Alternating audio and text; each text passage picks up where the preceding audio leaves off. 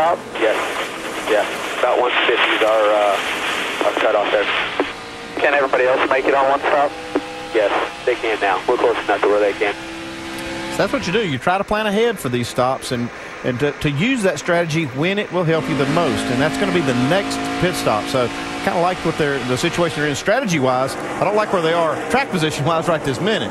Boy, here comes Brendan Gaughan again, this time working the outside of Scott Wimmer. What a great run for Gaughan tonight, and his teammate Stephen Wallace been very good as well. Wallace came all the way up from the 34th spot, ran as high as 5th.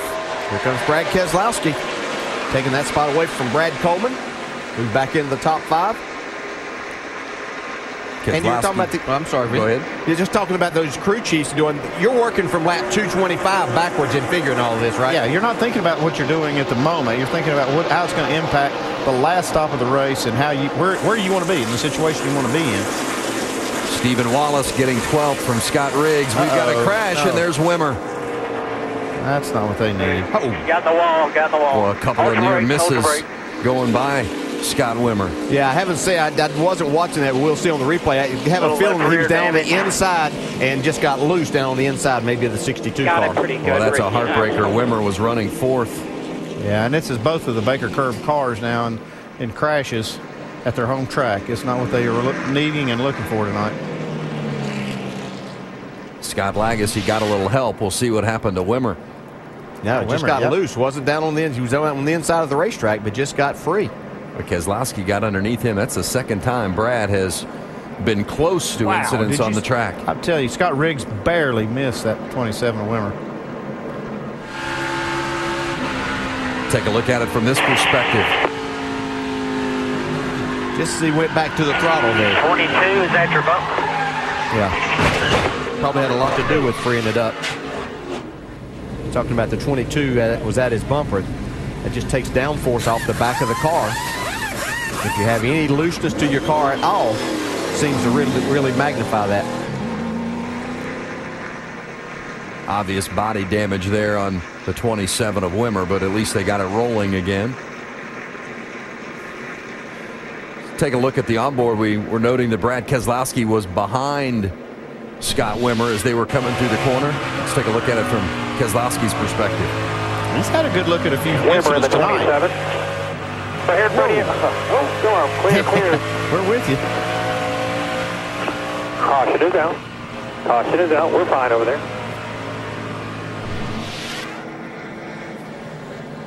Tough break for Scott Wimmer. As mentioned, he was running 4th before that contact. The leader is Reed Sorensen. He's leading for the first time this season.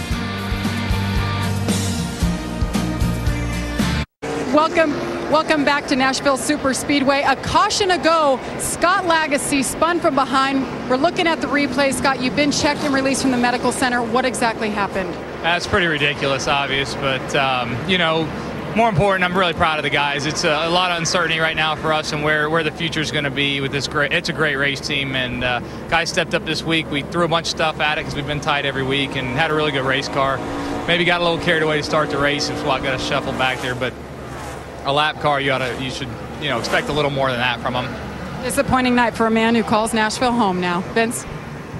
Scott Lagasse Jr., that was the 15 of Michael Annett that got into the back of Lagasse. I was referring to that. A heartbreaking night for the Baker Curb team with that contact involving Lagasse and then the 27 to Scott Wimmer. Hey, how about Willie Allen? The Nashville kid started the race 2 laps down when they had the penalty for the unapproved adjustments after qualifying. They set him in the pits for 2 laps, and he's back on the lead lap. Got them both back. Here we go, green. Reed Sorensen on the inside and Trevor Bayne on the outside. Sorensen leading laps for the first time this season. Really had them stacked up there. There's Gaughan going around the outside again. Yeah, he started on the inside and he found a hole so he could get up there in that outside lane. Got to run for second. Well, what a run for Brendan Gaughan tonight, and his teammate Stephen Wallace having a good one this evening as well. Gaughan takes second from Trevor Bayne. Look at that thing roll the outside. Yeah, Keselowski coming to the inside of Trevor Bayne for that 3rd spot now. Justin Allgaier right behind his teammate Keselowski. There's the onboard of Allgaier. Allgaier started on the pole, led 58 laps. Carl Edwards took over and led 50. Kenny Wallace led a couple under yellow, and Reed Sorensen has led the last 13. Wow, they were just 3 wide coming off of turn 2 there. Yeah, I'm looking like the 33 car. Bliss may have touched that ball. One of those cars did. But he had Brad Coleman in the middle, Carl Edwards down on the inside. They made it work. The view from Carl Edwards, he's in 7th, Bliss in 6th. See some sparks now coming out of Bliss's car. You know, Kevin and Delana Harvick have gotten out of Mike Bliss tonight exactly what they wanted when they put that veteran driver in there. Running up in the top 10 all evening long. Still got 100 laps to go. Long way to go yet, but been strong effort from Bliss. Yeah, as Brad Keselowski now takes over that 2nd spot from Brendan Gaughan, has his sights set on Reed Sorensen. But you're exactly right. That's what they want, a veteran driver. Kevin Harvick's racing team, and you know, not only get them points, but give them a chance to possibly win this race. See how long it takes Keselowski now to get up on the bumper of Sorensen. Not long at all. Oh, he's there. Good run off the corner.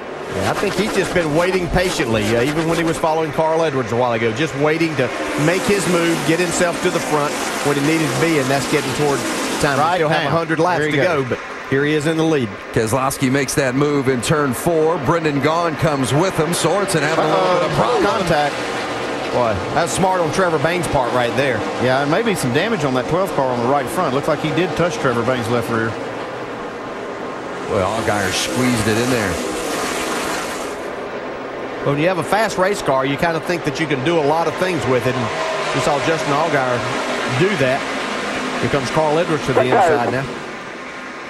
Sorensen. Oh, there's Trevor Bayne. There was contact on that left rear tire from Allgaier. Man, that's a shame. Yeah. Trevor Bayne, the 19-year-old. We talked earlier about how they seem to run well in practice, qualify well, but in the race, something seems to happen to go wrong. Here he was running 5th tonight. The light contact with Allgaier cuts a tire. A little bit of aggressiveness on Allgaier's part there. He kind of stuffed it in there on the straightaway on him. Kind of surprised Trevor Bayne, and I really don't know. You can see right there the tire's down. Now he's just going to go for a ride as soon as he turns down in the corner. Stephen Wallace. Stephen Wallace, yeah. Nice job of missing it. And you're glad we got those safer barriers up there to kind of lessen that blow, especially on that left side impact. Yeah, that's just a real shame, as you said, Andy, because Trevor Bayne was doing a nice job tonight, keeping his car well up into the top 10 most of the night. Here's the contact that created this flat tire. See, I think Allgaier surprised Bayne right there. Clear. Good work. Looks like Trevor Bayne was trying to work on the inside of Reed Sorensen. Bayne looks like he's feeling a little pain in that left ankle there. Reached down to it. That was a pretty good little lick he took. Second DNF for an accident. Trevor Bayne this season. He was 12th here at Nashville in April. Yeah, I think he's a little ticked off too right now. I'd say the look on his face is indicative of that. I recognize that. Yeah, I think I've seen that before too. I can identify. Nobody ever got angry at you though, did they? They did, and I got angry at some people just like that too. That's how I'm pretty familiar with exactly what he's looking at right now. Trevor Bayne, as noted, was running 5th at the time. Robert Richardson will be the Aaron's lucky dog. Yeah, he's waiting on the field to get there. They're going to have to wait a while. They're just now coming down the backstretch.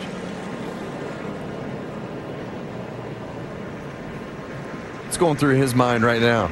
Waiting on those cars to come back around. Yeah, you wish you could jump in there with the driver that created that. But, yeah, these are just situations that this young man's going to have to go through. There's a lot of growing pains in coming up through in this series. He has a tremendous amount of talent with a good race team. Yeah, he's just wanting to know why right there.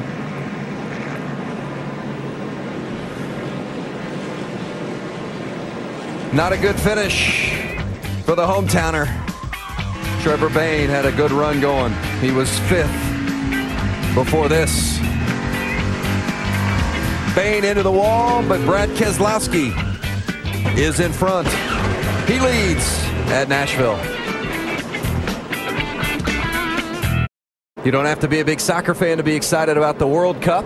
can just be a regular old soccer dad, like us, right? Yeah, that's right. Yeah. Normal people get excited about